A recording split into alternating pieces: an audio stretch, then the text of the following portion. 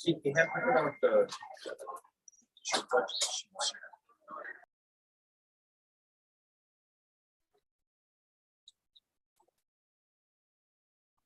it seems there's still some people joining, so we'll wait till 12:05, I think. So I show 12:02 on my clock. So we'll wait a few more minutes and then get started.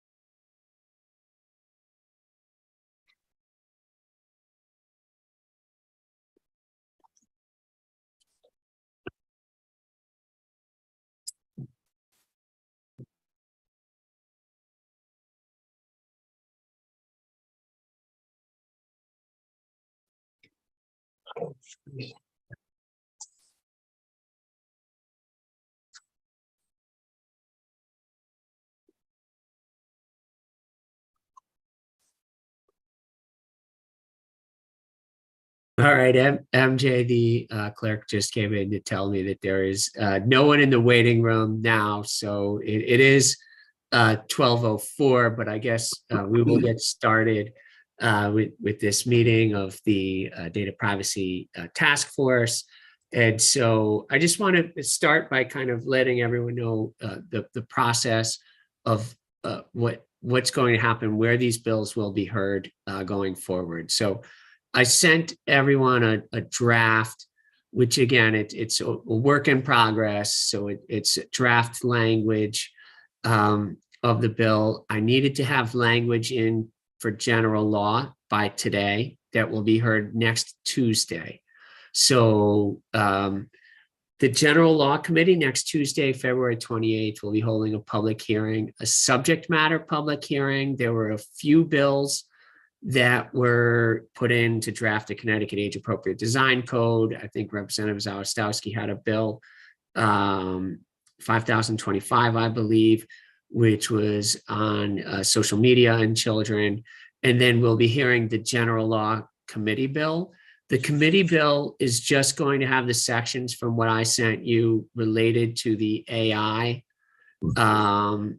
So I believe that's sections 1 through 6, and then it will also have the 2 language fixes from last year. So there were 2 language fixes we need to make, both of which, one of which was a drafting error from last year to change the actual knowledge and willfully disregards to actual knowledge or willfully disregards that someone is under the age of 16. The other issue is that we were giving an entity level exemption to the airlines. It's something we had discussed last year, and then it just did not make it into the bill. because of the timing, but that we had discussed and agreed on last year. So those concepts will be heard in the general law bill. I don't know what the number is, but I do know it should be released by 5 p.m. today, and it'll be heard on the 28th. Again, that is a work in progress. We need to work to make sure it is compliable, and I think deadlines may be a little tight on that need to be fixed. There's a lot of work that needs to be done on that. So we hope to continue to work with DAS and other stakeholders to make that something. And that will all come down to money, as so many things do in the legislature, if we're able to get the funding to create that new office and or that new position. The other pieces of the children's data and the healthcare data, reproductive healthcare data, will be part of Senate Bill 3. And Senate Bill 3 will be heard in the Judiciary Committee. And I do not know when that will be heard. But what I do know is that I need to continue working on this language and then hand the language off to them to get in a drafted bill. And so I am going to make some more edits. So if you have suggestions offline, if you want to email me some suggestions for those sections, we'll see what changes we can make before we get it to them. To my caucus staff will be drafting SB 3. And so I had told them I would have the language to them by Thursday night or Friday morning. And so I'm not sure when that puts that up for a public hearing, not next week for that.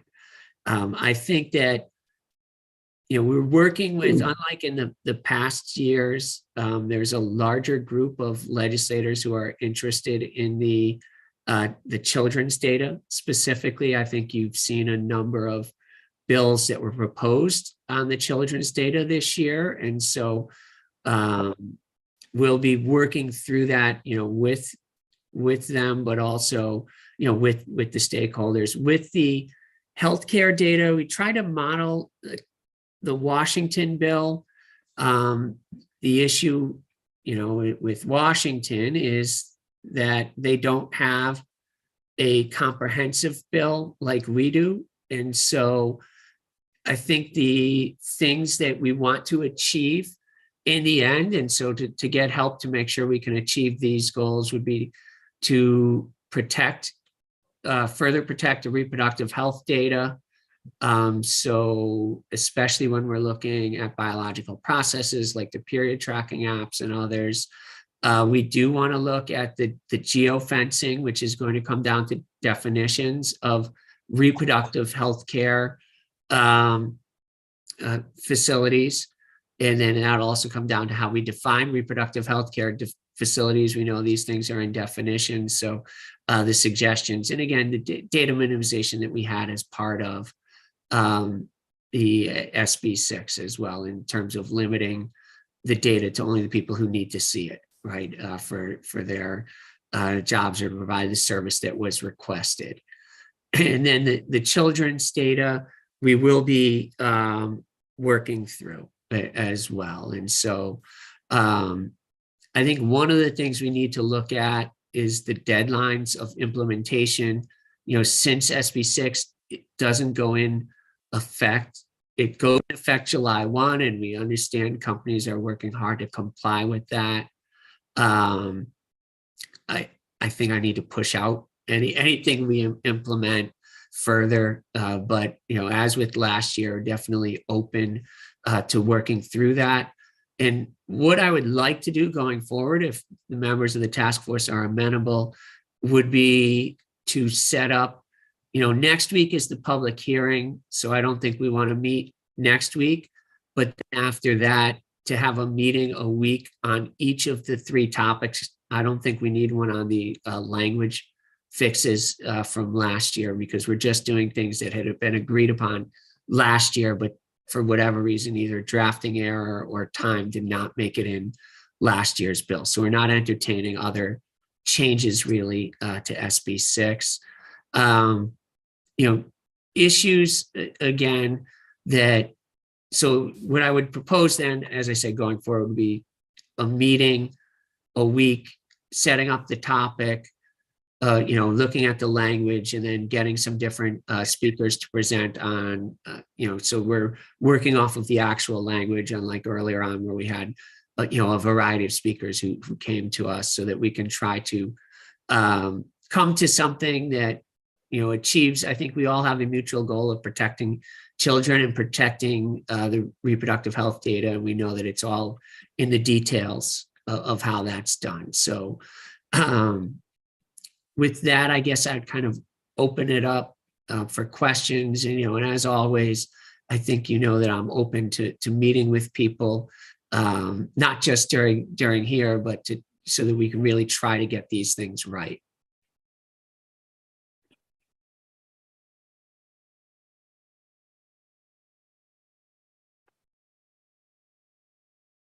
Can't see if anyone has. Okay, Andy. Hey, good morning, Senator. Thanks for leading with that explanation. That's really helpful. You know, I think obviously it's a lengthy bill, so we're still reviewing from last night. You know, I think the overarching concern is obviously, you know, trying to take on a number of extremely complex topics in the short amount of time. And you know, what I'm hearing from my members is just concern around doing that. The bills that some of these topics are based on, so like the Washington health privacy bill is in, you know, a state of flux right now. It's been pretty difficult to get industry input there. And you know, so I think, you know, I think the task force meetings are a good idea, the hour a week. I'm not sure if those are going to be sufficient to iron out all of the issues here. As you know, noted, and which I definitely appreciate, you know, Washington State doesn't have a comprehensive bill. And so I think it makes it more difficult for them, but also they don't have to figure out how to weave in the topics into a comprehensive bill, right? And so, you know, knowing that health data has an opt-in, knowing that children's privacy has an opt-in in SB6, I think is something to try to spend some time on. I think the only other thing that I heard from members today was, you know, Connecticut is rightly, I think, and appropriately being, the SB6 is being filed in other states, or versions of SB6 are being filed in quite a few other states, not just as a reflection of the language, but as a reflection of the process as well. I think one of the things that has really inhibited California's privacy model from spreading is the lack of a sort of consistent statute to work with and comply with, and the knowledge that, hey, by, you know, we know at this, we know what's expected of us, and we know that it's not going to be constantly changing, right? And so we just, you know, what I'm hearing and some of my concerns are, you know, to your point about all of the efforts that companies have spent to put in place compliance mechanisms for SB6 by July. You know, the idea of, I think, changing those or moving those at this point is concerning to folks. So happy to continue working and appreciate your thoughtfulness here, but just wanted to convey some of the concerns I heard kind of first as folks were waking up this morning. Yeah, no, and that's understood. And hopefully, you know, you and your members will continue to work, because I think the boots on the ground is invaluable to get that input. But there is, you know, I'll say that from my side, there is more pressure to get things done this year than in the past. So we obviously want to get it right, and understand that just in those 3 meetings, we're not going to, that's not enough time to get it right. So we'll need to, hopefully people will provide me with feedback outside of those meetings, and we'll continue to meet as we have in the past. And I think that, you know, recognizing that everyone is working to comply for 2023, we can't change anything right away. So I would look for implementation dates probably in 2025, January 1 of 2025 at the earliest. But thank you for that input. Okay, Antoinette? Hello there. Am I on? Yes. Okay, you're great. on. Thank you. Thank you. You never see the little mute thing. Thank you, Senator. I appreciate that we are, as a group, proactive in addressing these topics for the state. And I just wanted to comment on a couple of things. And knowing Connecticut has agencies that will be required to exercise whatever the bill results in, right? I echo your statement that we need to get this right. And having said that, I just want to, from a DAS perspective, our review of the language here, we're seeing that it's far reaching, and it's questionable whether it's possible in the timeline that is being proposed in the draft bill. We would also expect that there are unintended consequences that we need to identify before moving forward, and looking at the policies in general in this area. One particular example is we know that our IT policy statewide resides with OPM, and OPM definitely would need to be part of the conversation as we move forward. So I wanted to relay these concerns from our shop, and hope that you would consider it in any edits moving forward. Yeah, no, thank you very much. And I'm definitely committed to working with you and DAS as we go forward, as I'm asking you to do something. So I need to, I don't like telling people you have to do it. I'd rather work together and get something that you can do. Thank you for the comment on OPM. And you brought up another issue that I meant to ask the whole group for help with. And that's in regards to, we don't want to necessarily hinder the procurement process, in that I think if we are going to make things transparent and subject to FOI, we also want to make sure there are trade secret protections in place so that companies won't, we don't want to prevent companies from bidding on projects in Connecticut because they feel it would require them to release their trade secrets or their secret sauce, so to speak. So we need to, I would ask for the members of the working group, if they could help us to try to come up with language to balance the concerns of the citizens with being transparent, but also that,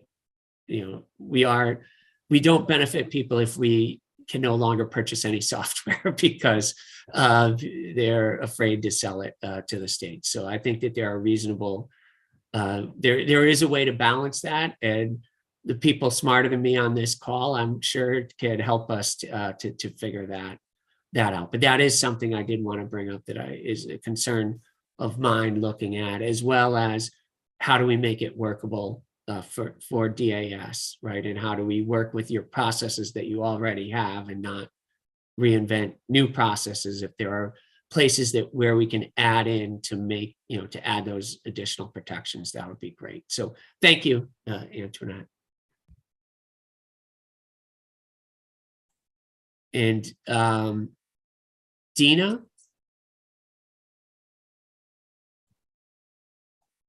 Yes, thank you, Senator. Thank you for laying out how all of that works. It's really helpful to know that the children's bill and the health data bill are going to be, I think you said Senate Bill 3. So in order for us to be helpful to you, since that language is going to be pulled together within the next week or so, I'd like to know when you'd want some feedback from us, because in particular with the consumer health data bill, there are some,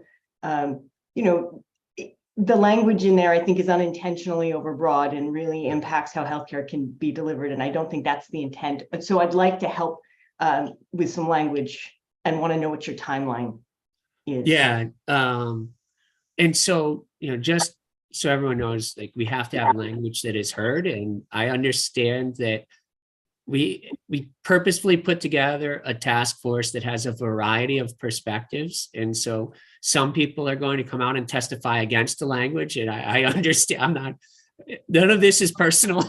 We're trying to get the best policy here. And so some people need to oppose things, some people support things. And then my goal is to find what is fair and what protects the citizens of Connecticut. But thank you for bringing up good points that, right, it is probably overly broad. We don't want to hinder providing valuable services.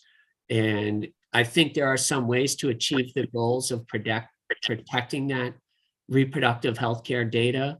It may be looking at, since we already have the opt-in model, right, that they don't have in Washington State, it may mean looking at our definitions of sensitive data and perhaps adding biological processes there, or I'm sure there are other ways that we can come up with to achieve our goals. But if you have suggestions, if you want to get them to me by today or tomorrow, I will try to make edits, but know that this is a work in progress, right? So it won't be perfect.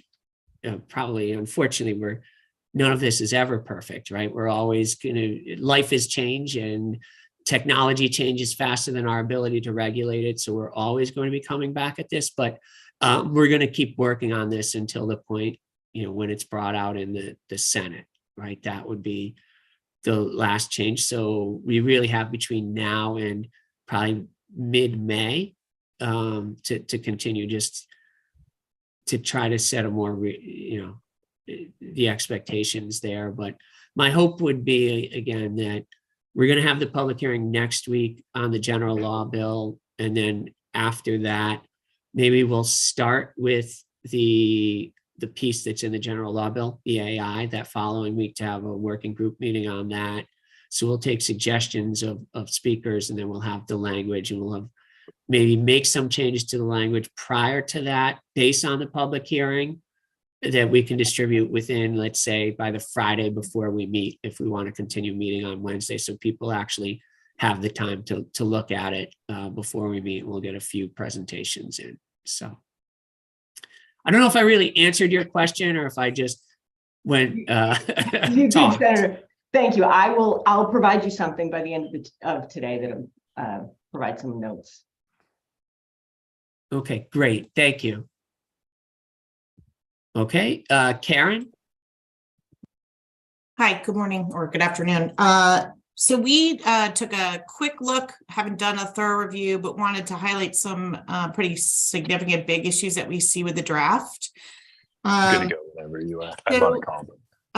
The first no, I sure don't. No. that I'll just note no, is, I was just kind of like in autopilot. So Andy, you're not muted. Okay, sorry, Karen. that's okay.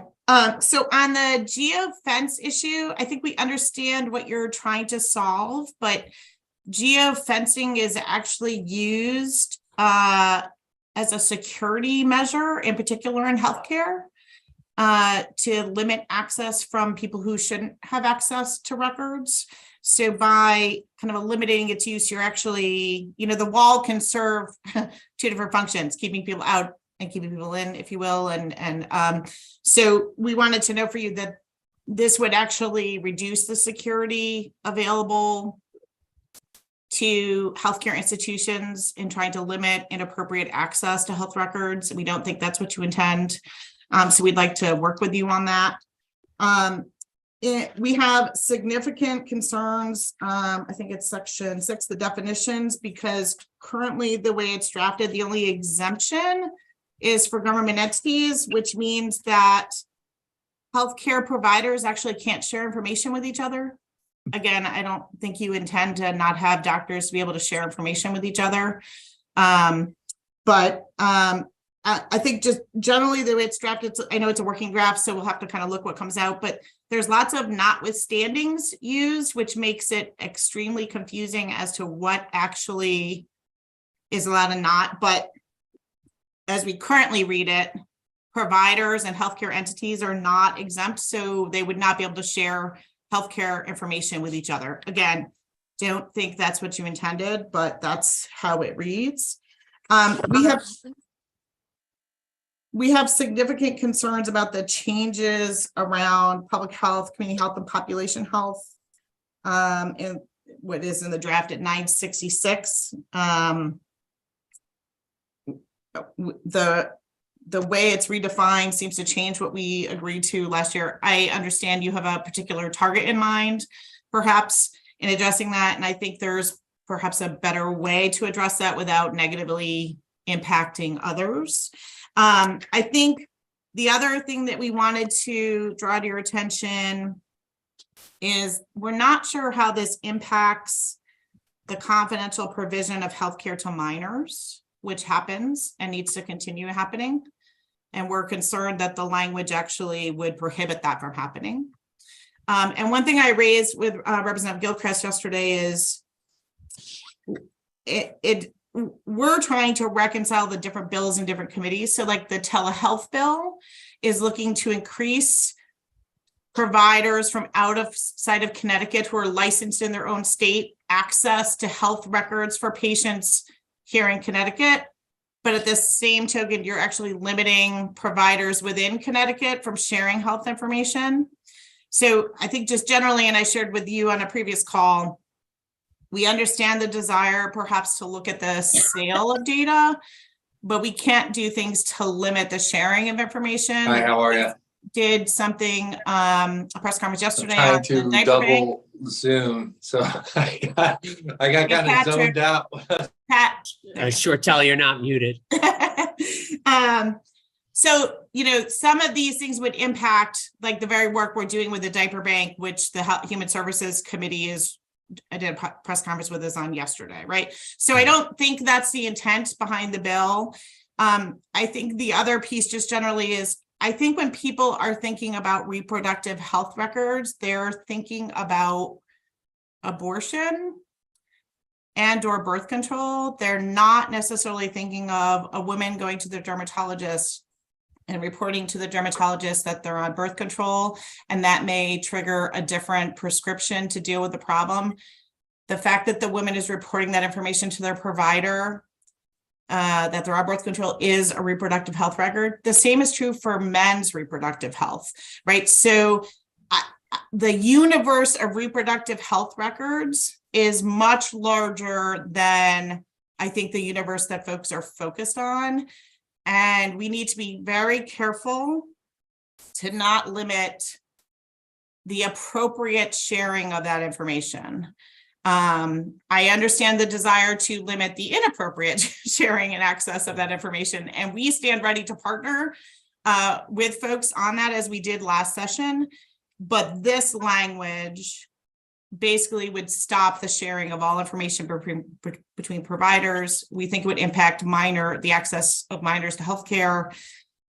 We would have to take down security measures we have at hospitals to limit inappropriate access to records. So there are just so many fundamental things that we could not support. I just wanted to be clear with you up front. That's not to say we won't be up at the table to have those conversations.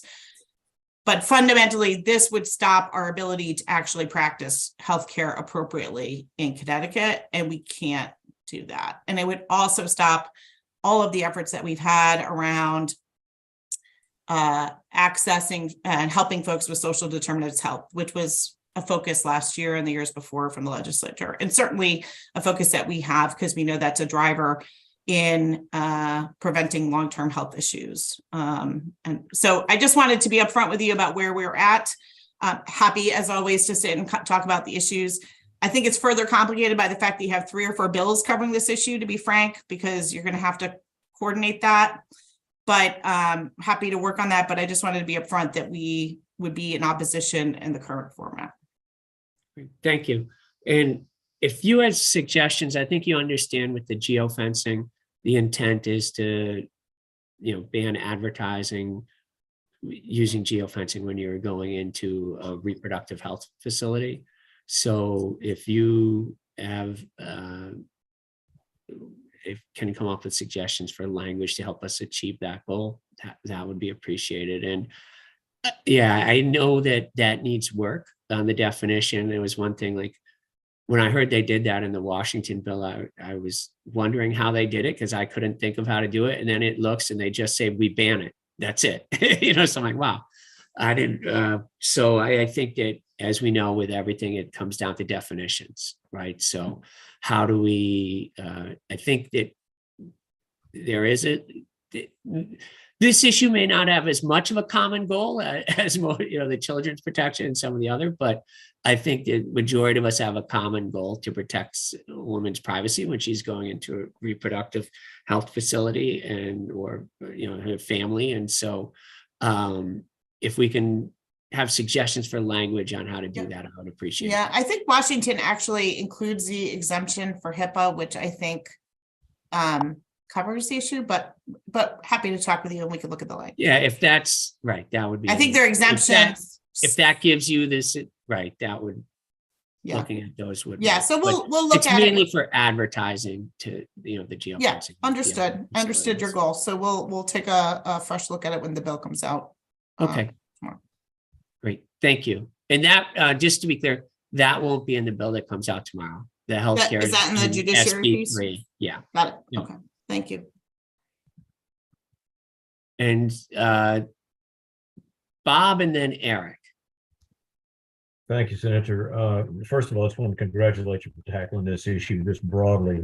I got through skimming the bill this morning, and it's a bear. I also, though, I noted some of the concerns that Ms. Buckley just talked about with Section 6. We have similar concerns, at least about the difficulty you've experienced in trying to weave your way through existing law and make sure you're trying to get to things that aren't regulated otherwise. And I think in Section 6, at least initially, that may be the only spot I can see where where there's an error, or whoever made it, doesn't matter. But anyway, I think it's easily corrected, and I'll follow up after I talk to some of our local folks in Connecticut and try to get you something in writing the next day or two. Other than that, just thank you very much once again for this open methodology. This is going to be a big bill and it's going to have a lot of work to be done, and I'm glad you recognize it is a work in progress, but a laudable one. Thank you. Thank you very much, Bob. Eric? Thank you, Senator. And just dovetailing off of what Bob said and also Karen, first of all, thank you so much for all the hard work that you've done on this bill. Section 6 is a concern for us. Your notwithstanding language invalidates all of the exemptions that are in the bill for that section. I don't believe that is the intention of it, especially for entities that are as heavily regulated as the insurance industry, but also other entities as well that fall under the Grant-Leach-Bliley Act. So I would like to work with you. I'm probably going to reach out to you soon about that, but that is a very high level concern for us. Great, and understood on that, Eric. So yeah, we'll definitely work with you and with Bob. We understand insurance is an important business for Connecticut. So we want to make sure we're not hampering your ability to provide your services. So okay, now I just want to also just run some things by again. I appreciate all the time that people have put in to the task force. We're supposed to produce a report at the end of the task force, and so we missed our deadline, but just so you know, we've asked for an extension on that. So what I'm thinking, again, just to try to close the loop, to make sure we've done what we said we would legislatively. The report will be a summary. I'm asking MJ, because we changed clerks during this, to write a summary of all of the previous meetings, to assemble all of the previous PowerPoints. And then I think what I would like to do is to go through the next 3 meetings, if people are amenable to meeting on each of the other sections, and people may or may not want to sit in on all 3 depending on your interests. And then just to get just so we can have it on the record of whether or not the task force recommends that section or not, after we've worked through the language, to either vote on that section so we can deliver that, or we don't have to put in the recommendations. We can just do in this summary, of what had happened at each of the meetings. So I'll put that out there to see if there's any feedback, and feel free to, we don't have to decide on that until, well, we do need to decide if people are amenable to continue the meeting topic by topic. And then between now and that next meeting, I can gather whether it would make sense for people to vote on whether it would like to recommend the language. It probably won't make sense. And just as I think out loud, that we won't have a final language by the end of that meeting, right, to vote on. So we may want to just circle back if we do decide we want to make a recommendation on whether the task force recommends the language or not. So let me see if anyone's hands raised.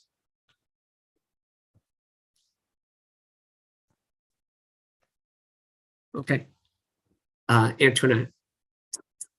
So that I'm clear, when you say if the task force will recommend or not each section's language, do you mean after we've had an opportunity to get further input from the necessary parties and redline it or edit it in any way, shape, or form? Or do you mean in its current form? So like the AI section is already on schedule for a hearing. Are you saying that the task force needs to make a recommendation based on the language as it's been submitted or as it will be revised?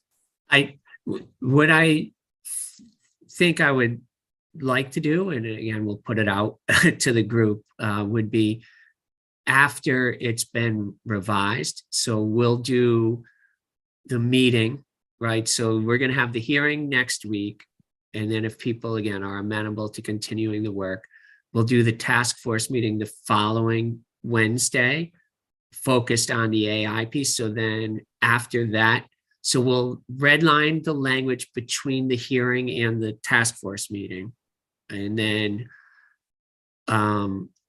we'll further change the language. And then I would say to circle back at the end after we've had all 3 meetings and made changes to the language based on those 3 meetings, and then have a concluding meeting, or just, we could even do it as create an online survey for that, just so that we don't have to meet. I'm open to either, but yeah, so it wouldn't be based on the way it is now. It would be based on changes made between even after we had kind of stakeholdered it in the next task force meeting. Then we would make further changes and circulate it. So I would say it would be after 2 rounds of changes between now and when. Fair enough. Yeah, that's something that makes sense to me anyway, just to get input from other stakeholders and this group as a whole. That would be helpful. Great. Well, so I guess what we'll do is we'll plan on meeting, I guess, in 2 weeks. We'll do an opt-out model. So we're going to go ahead and meet in 2 weeks unless everyone opts out of having that task force. So we'll plan on having the meeting in 2 weeks in regards to the AI language. We'll have the public hearing next Tuesday. And then if you could send me your suggestions, if people have suggestions for change or want to meet. And then I will say that I will get you the language by the Friday before, by end of day on that Friday before the Wednesday meeting, right? So I'll try to make some changes next week and have another draft by next Friday to circulate. Antoinette, did you raise your hand again, or? So I'm just tying dates to this. So next week's meeting and any edits that we want to give should be given to you by March 3rd, which is a Friday, and then the task force will meet that following Wednesday, which is the following Wednesday. Yeah. I just want to make sure I'm which would be targeting March the 8th. I think. Okay, Would perfect. be March 8th would be the meeting. And actually the edits would be great since I want to have to get them to the LCO to draft. So if people could get to them to me by the Thursday, that way I can have the changes to the LCO by Thursday morning, preferably, so I can work on them Thursday and get them to him end of day Thursday, so he'd have Friday to get them and we get them out. Okay. All right. Well, thank you everyone for your time. And if you have suggestions, if you want to send some things, again, I'll be working on the language before we hand it off to our caucus staff prior to the judiciary public hearing.